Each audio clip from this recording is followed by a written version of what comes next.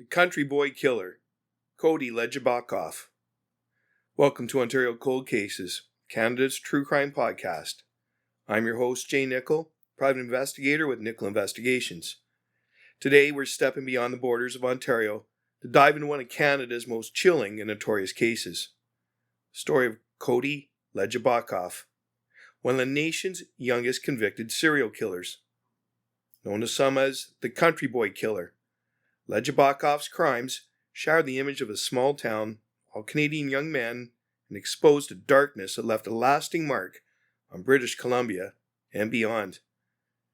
This episode will take you through every detail of the case, from Legebokoff's seemingly normal upbringing to the brutal murders of 4 individuals between 2009 and 2010. The painstaking police investigation that brought him down, and the aftermath that continues to resonate today.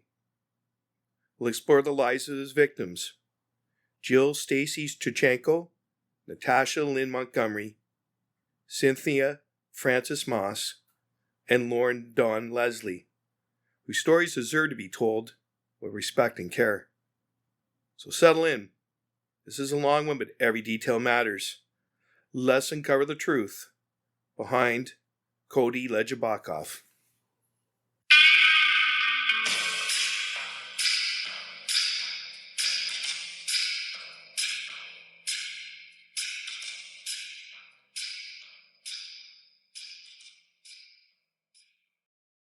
Segment 1. The Making of a Killer.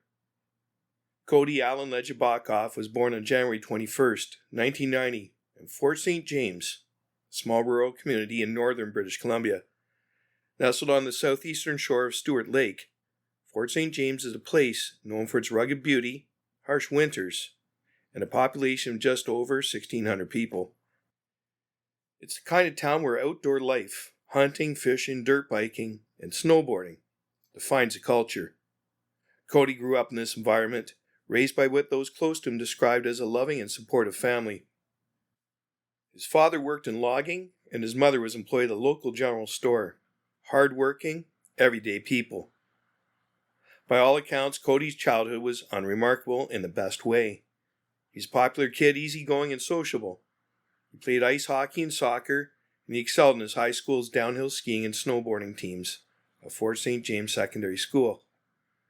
Friends described him as kind-hearted and fun-loving, with no apparent signs of trouble. After graduating in 2008, Cody briefly moved to Lethbridge, Alberta, about 1,000 kilometers east, before returning to British Columbia and settling in Prince George, a city of around 74,000 people, located roughly 160 kilometers south of his hometown. In Prince George, Cody found work as a mechanic at a Ford dealership on Queensway Street. He moved into an apartment at 1405 20th Avenue, sharing it with 3 female roommates. He lived what appeared to be a typical 20-something life. He was active online, particularly on Nexopia, a Canadian social networking site popular in the early 2000s, where he went by the handle One Country Boy. His profile painted a picture of a laid-back, outdoorsy guy, nothing that would raise red flags. But beneath his wholesome exterior, something sinister was brewing. Between 2009 and 2010, while still in his late teens and early 20s, Cody Legebokoff would commit a series of murders that would shock the nation and earn him a place in Canada's criminal history as one of its youngest serial killers. Segment 2. The Victims. To truly understand the gravity of Cody Legebokoff's crimes, we need to know his victims. 4 individuals whose lives were cut short in brutal and senseless acts of violence. These were women and a teenage girl, each with their own struggles and dreams. And their stories are at the heart of this case. Victim 1. Stacey Stuchenko. Stacey Stuchenko was 35 years old, mother of 6 and a resident of Prince George. Born on March 24, 1974, Jill faced significant challenges in her life, including struggles with addiction that led her to work as an escort in the city's street-level street trade. She was last seen alive on October 9, 2009 in Prince George. 4 days later, On October 13th, her partially clothed body was discovered in a gravel pit off Otway Road near Foothills Boulevard, a remote area on the city's outskirts. The autopsy revealed the horrific details of her death. Jill suffered severe blunt force trauma to the head, 2 lacerations, a skull fracture, and multiple brain contusions. Her blood alcohol level was elevated, suggesting she may have been intoxicated at the time of her murder, which could have made her more vulnerable. Her death was ruled a homicide, and her body showed signs of being dumped after the killing. Jill's family remembered her as a vibrant soul, with a love for music. She dreamed of becoming a famous singer and was known for her happy and bubbly personality. Murder left her 6 children, ranging in age at the time, without their mother, and her youngest, who was 15 during the trial, battled depression and anxiety in the years that followed. Victim 2, Natasha Lynn Montgomery. Natasha Lynn Montgomery was 23 years old, mother to and originally from Quesnel, a town about 120 kilometers south of Prince George. Born on September 23, 1986, Natasha was in Prince George when she vanished in late August or early September 2010. Counts vary on the exact date, some sources citing August 31st, others September 1st. Unlike the other victims, Natasha's body has never been recovered, leaving her case shrouded in an extra layer of mystery. What we do know comes from forensic evidence. Natasha's DNA was found in multiple locations tied to Cody Legebokoff, on a carpet in his apartment, and on an axe seized by police. This evidence strongly suggests she met a violent end, likely at Legebokoff's hands, though the absence of her remains has denied her family the closure of a proper burial. Natasha's mother, Pam Rose, has spoken publicly about the toll of her daughter's disappearance, describing frequent emotional breakdowns and an unrelenting need to find her body. Natasha's 2 children were left without their mother, compounding the tragedy of her loss. Victim 3, Cynthia Frances Maas. Cynthia Frances Maas was 35 years old. Like Jill, Natasha was involved in Prince George's sex trade. Born on January 11th, 1975, Cynthia was last seen alive on September 10th, 2010. Her body was discovered nearly a month later on October 9th, 2010, in a clearing at L.C. Gunn Park, forested area in Prince George Southwest. The scene was grim. Her remains were partially decomposed and wild animals had disturbed the site. The autopsy showed that Cynthia had endured a savage attack. She suffered blunt force trauma to the head and penetrating wounds, with puncture marks in her clothing near the right shoulder. A pick, a logging tool with a pointed end, was later linked to her death through DNA evidence. Her murder was another stark reminder of the dangers faced by marginalized women in the community. Cynthia's family highlighted her resilience. Despite a difficult life, she had graduated from a private school, testament to her determination. Her death left a void in the lives of those who knew her. Her case drew attention to the vulnerabilities of sex workers in Prince George. Victim 4, Loren Dawn Leslie. Loren Dawn Leslie was just 15 years old. A stark contrast to Legebokoff's other victims in terms of age and circumstances.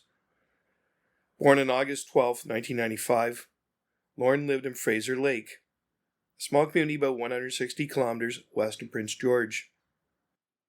She was legally blind, with only 50% vision in one eye and none in the other, which made her particularly vulnerable. Loren met Cody Legebokoff online through Nexopia, where they connected over shared interests. On November 27, 2010, Loren was reported missing by her family. That same day, her body was found partially buried near a gravel pit off a bush road near Highway 27 between Vanderhoof and Fort St. James. She'd been brutally murdered. Her pants were pulled down to her ankles and she had suffered massive blows to the head and stab wounds to the neck. The scene suggested a swift and violent attack, likely in the isolated area where she was found. Loren's father, Doug Leslie, was devastated by her death. He later founded the Loren Dawn Leslie Foundation, to raise awareness about the risks of online relationships, hoping to prevent other families from experiencing such a loss. Loren's youth and vulnerability made her murder especially heartbreaking. These four individuals, Jill, Natasha, Cynthia, and Loren, represent the human cost of Cody Legebokoff's actions. Their lives were stolen, and their families left to grapple with unimaginable grief. Up next, the arrest and investigation.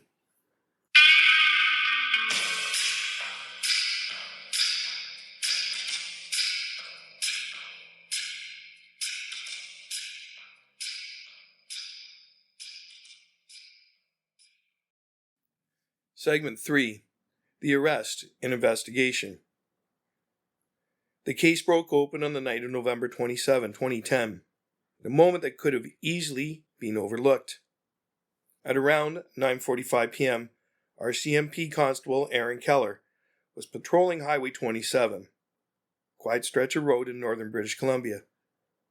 He spotted a 2004 GMC pickup truck speeding erratically as it emerged from a remote logging road near Vanderhoof. Trusting his instincts, Constable Keller pulled the vehicle over for a routine traffic stop. What he found would change the course of this investigation and Canadian criminal history. The driver was Cody Legebokoff, then 20 years old. As Constable Keller approached, he noticed blood smeared on Legebokoff's face, hands, and legs. Inside the truck, he saw more red flags. A blood-covered multi-tool, a wrench, and a monkey backpack later identified as belonging to Loren Leslie, complete with her wallet and a children's hospital card bearing her name. Legebokoff, visibly nervous, claimed he'd been poaching a deer and that the blood was from the animal. There was no deer carcass to back up his story. Sensing something was off, Constable Keller arrested Legebokoff under the Canada Wildlife Act and called for backup. A conservation officer with animal tracking expertise arrived, followed the truck's tire tracks back up the logging road. In the freshly fallen snow, he discovered footprints leading to a horrifying scene. The partially buried body of Loren Dawn Leslie, killed just hours earlier. The discovery confirmed that this was no simple wildlife violation. Legebokoff was taken into custody, and the RCMP launched a full-scale investigation. Inspector Lauren Wood, who was at the crime scene that night, noted similarities between Loren's murder and the earlier death of Cynthia Maas. He reached out to investigators working on Maas's case, sparking a broader inquiry. Police searched Legebokoff's apartment, 1405 20th Avenue, seized a trove of evidence: a carpet with blood staining, a pick, an axe, and other items. Forensic analysis was the linchpin of this case. The blood in the carpet belonged to Natasha Montgomery, whose body was still missing. The axe had Montgomery's DNA on it, and the pick bore Cynthia Maas's DNA. Additional DNA from Jill Stuchenko was found in the apartment, linking Legebokoff to 3 of the murders. Loren Leslie's blood in the multi-tool and in the truck tied him to her death. This evidence pointed a damning picture of a serial killer at work. The investigation was massive. Over 4,000 contacts were made. 195 police witnesses were involved, and 95,000 pages of evidence were compiled. The RCMP's major crime unit, forensic teams, and local detachments worked tirelessly to connect the dots. Legebokoff's arrest on November 27, 2010, marked the beginning of the end for his reign of terror. It was the meticulous police work that followed and ensured justice would be served. Did investigators suspect a serial killer before the arrest? Prior to Legebokoff's arrest, the murders of Stuchenko and Maas were being actively investigated as homicides. Montgomery's disappearance was under scrutiny. Despite the proximity of the crime scenes, all in and around Prince George, and some similarities in the victims' profiles, 3 were involved in the sex trade. There is no public or documented indication that an investigator suspected a serial killer was responsible before November 27th, 2010. Segment 4. The Trial and Conviction. Cody Legebokoff's trial began on June 2nd, 2014, at the Supreme Court of British Columbia in Prince George. He faced 4 counts of first-degree murder. The proceedings drew national attention due to the brutality of the crimes in his young age, just 24 at the time of the trial. The prosecution, led by Crown Counsel Joseph Temple, presented an airtight case built on forensic evidence and testimony from 93 Crown witnesses. The DNA evidence was overwhelming. Jill Stuchenko's blood in the apartment, Natasha Montgomery's DNA on the axe and carpet, Cynthia Maas's DNA in the pick, and Loren Leslie's blood in the multi-tool and in the truck. Witnesses included police officers, forensic experts, and even a woman Legebokoff had dated, who testified about his behavior and the statements he made that hinted at his involvement. Legebokoff pleaded not guilty and offered a defense that strained credibility. He claimed that he, a drug dealer, who refused to name, was responsible for the murders of Stuchenko, Maas, and Montgomery. According to Legebokoff, he was present during these killings, helped dispose of the bodies, and even used cocaine with the victims beforehand, but he didn't participate in the murders themselves. He said he kept quiet out of fear of being labeled a rat in prison. For Loren Leslie's death, he admitted to hitting her with a wrench, but claimed she had injured herself first, and he was trying to assist her. His story shifted multiple times, first claiming self-defense, then suggesting she attacked him, undermining any shred of believability. The jury saw through the lies. On September 11th, 2014, after a trial lasting over 3 months, Legebokoff was found guilty in all 4 counts of first-degree murder. The courtroom was packed with the victims' families, who wept as the verdict was read. On September 16th, Justice Glenn Parrott sentenced him to life imprisonment with no possibility of parole for 25 years, a mandatory sentence for first-degree murder in Canada. Parrott also ordered Legebokoff's name added to the National Sex Offender Registry, citing the sexual nature of the assaults and the degradation of the victims' bodies. In his sentencing remarks, Justice Parrott didn't hold back. He lacks any shred of empathy or remorse. He should never be allowed to walk among us again. The judge described the murders as senseless, predatory attacks on vulnerable people, emphasizing Legebokoff's callousness. Legebokoff wasn't done fighting, though.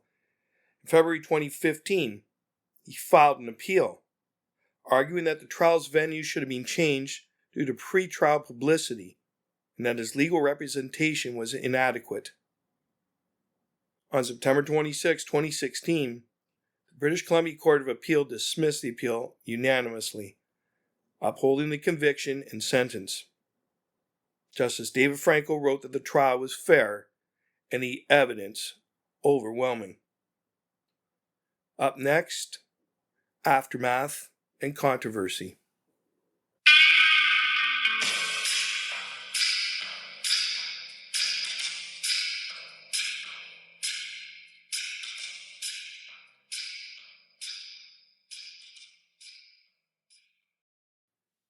Segment 5. Aftermath and Controversy. Cody Legebokoff's story didn't end with his conviction.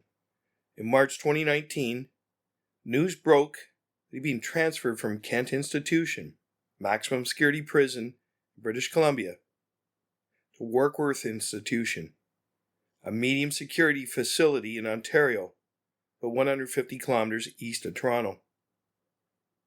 The move stunned the victims' families and sparked a firestorm of criticism. Loren Leslie's father, Doug, expressed outrage, saying, "This guy's a monster. He's getting a chance to have a better life in prison than my daughter ever will." Grand Chief Stuart Phillip how the Union of BC Indian Chiefs called it a slap in the face to the missing and murdered Indigenous women and girls movement, noting that Stuchenko, Montgomery, and Maas were Indigenous. Caribou Prince George MP Todd Doherty demanded a federal review, arguing that the transfer undermined public trust in the justice system. Correctional Service Canada defended the decision, stating that inmate placements are based on security risks, rehabilitation needs, and institutional safety. But details about Legebokoff's transfer remained confidential. As of August 5, 2025, he remains at Warkworth, serving his life sentence. The case has left a lasting imprint on popular culture. It's been featured in the 2015 documentary Highway of Tears, J.T. Hunter's 2018 book, The Country Boy Killer, and episodes of true crime shows like Web of Lies, Season 1, Episode 4, 48 Hours. It's often linked to the Highway of Tears, a 720-kilometer stretch of Highway 16 where dozens of women, many Indigenous, have vanished or been murdered since the 1970s.